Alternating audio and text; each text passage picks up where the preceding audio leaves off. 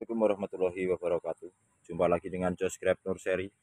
Pada video kali ini saya akan bahas bagaimana cara menambah cabang tersier dari tunas bat yang tertinggal. Jadi kita akan menambah cabang tersier dengan menumbuhkan tunas bat pada rambatan sistem trellis double cordon 2 sekunder seperti ini. Jadi ini anggur varian Jupiter yang saya tanam langsung di tanah atau kita grounding.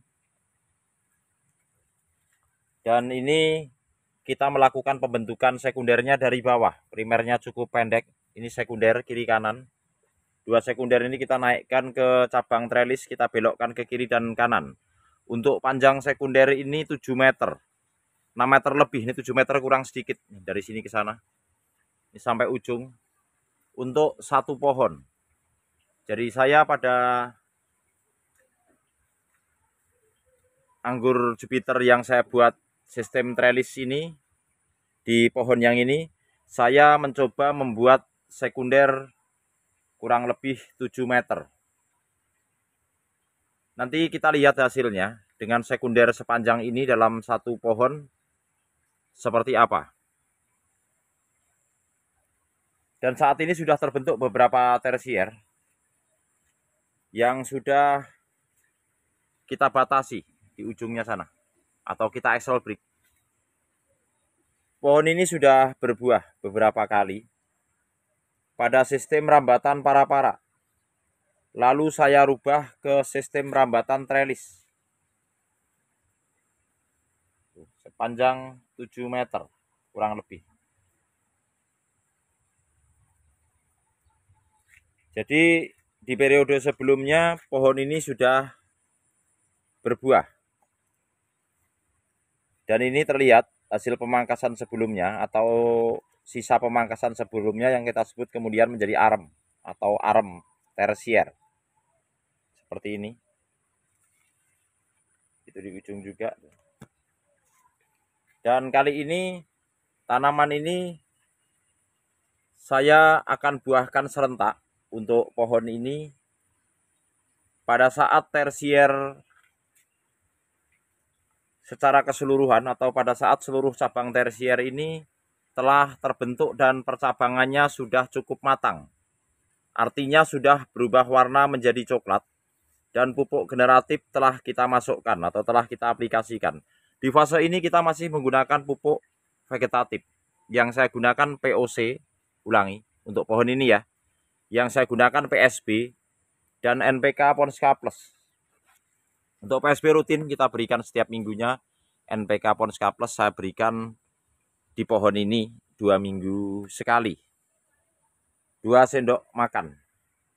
Untuk pohon ini ya, jadi saya sedang membicarakan pohon ini. Perlakuan yang saya lakukan adalah dengan pemupukan PSB dan NPK Ponska Plus.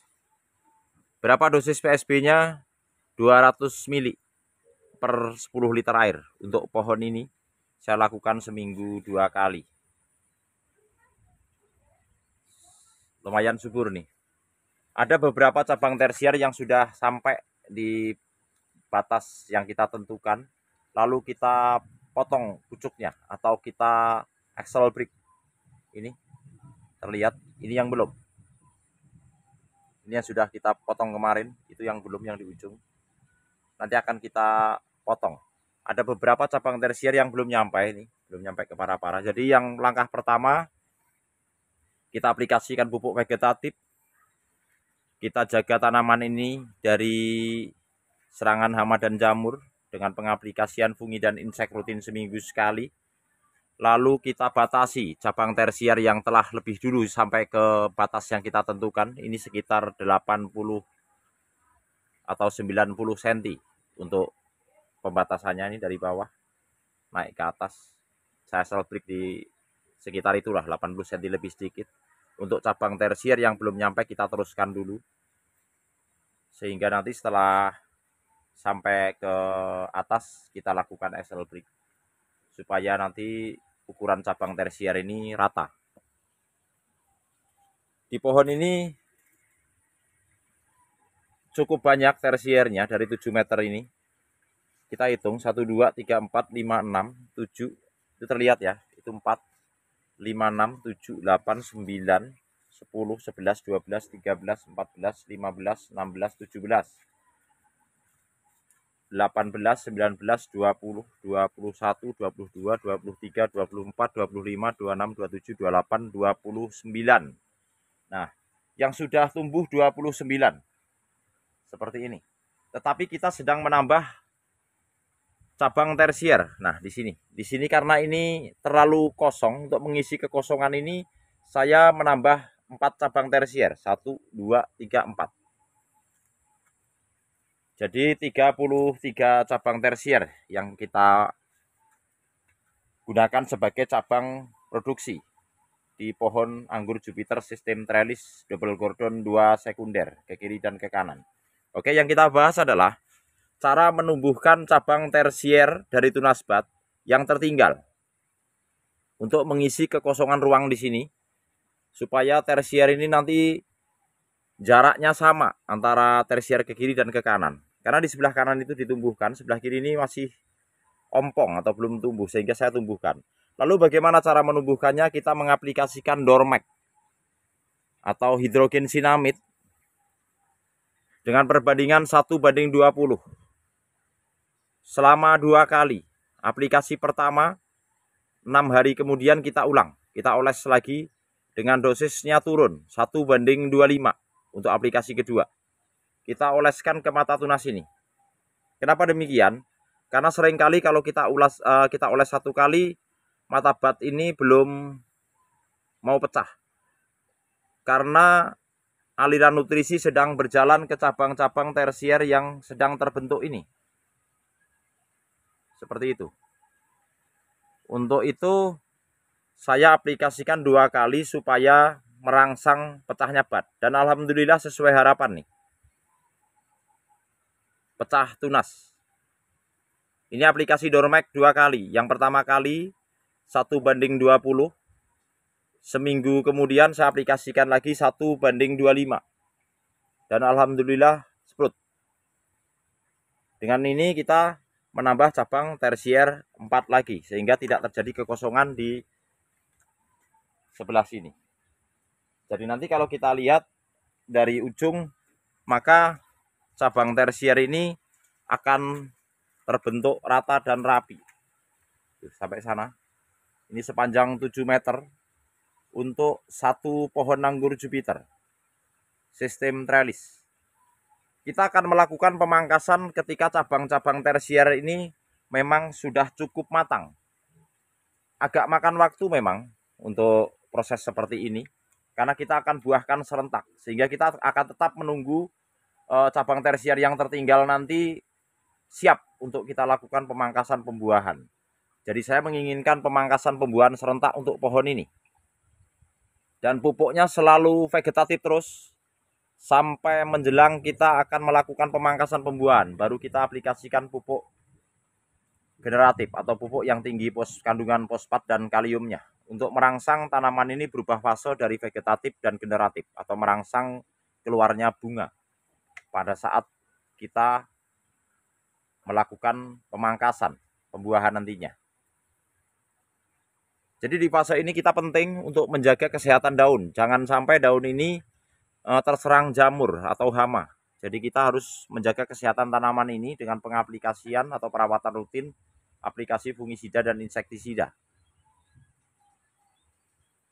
Nanti kita lihat seperti apa hasilnya dari pembuatan atau pembentukan tajuk double cordon 2 sekunder pada varian Jupiter sistem trellis ini dengan panjang sekunder 7 meter yang kita buat ke kiri dan ke kanan. Rostoknya apa? On road. Nggak pakai rostok. Jadi pada varian anggur Jupiter ini, hasil pengamatan di kebun kami justru bagus yang on road daripada yang pakai rostok. Penilaiannya adalah hasil buahnya. Dengan on road kita mudah mendapatkan tandan maksimalnya dan aromanya lebih kuat. Itu menurut pengalaman saya.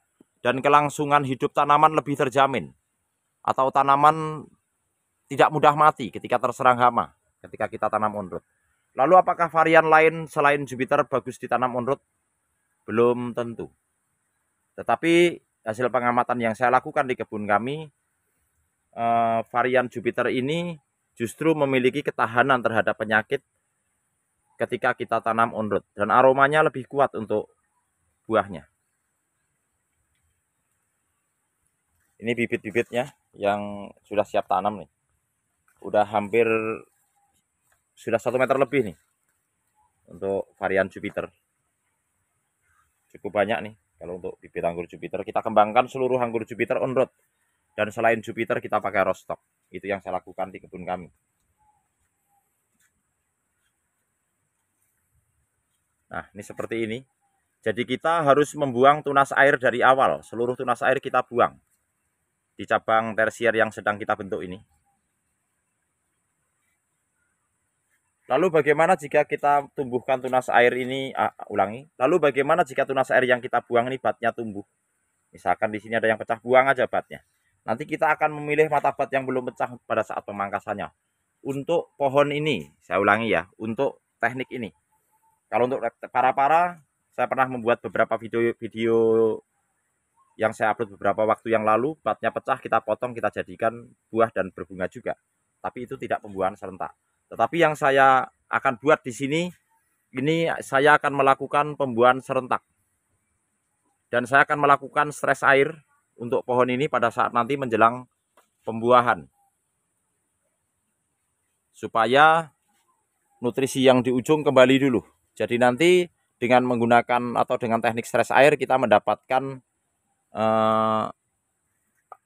kita akan melakukan pemangkasan yang lebih pendek karena nutrisi yang berada di ujung seiring dengan stres tanaman ini atau kekurangan air sehingga dia akan kembali mendekati ke cabang sekunder, dan disitulah kita akan melakukan pemangkasan. Kita rencanakan untuk pohon ini nanti kita akan melakukan pemangkasan di maksimal 4 mata tunas atau bat keempat, atau kita akan main spur atau spur pruning untuk pohon ini. Tapi kita lihat nanti perkembangannya daripada pertumbuhan tanaman ini. Nanti kalau kita cari batnya di sini kurang bagus untuk kita mainkan spur pruning, kita juga tidak akan memaksakan, tetapi kita akan main can atau 5-6, bat ke-5 dan ke-6. Sekian dulu, semoga video ini bermanfaat dan menginspirasi kawan-kawan semua. Terima kasih. Wassalamualaikum warahmatullahi wabarakatuh.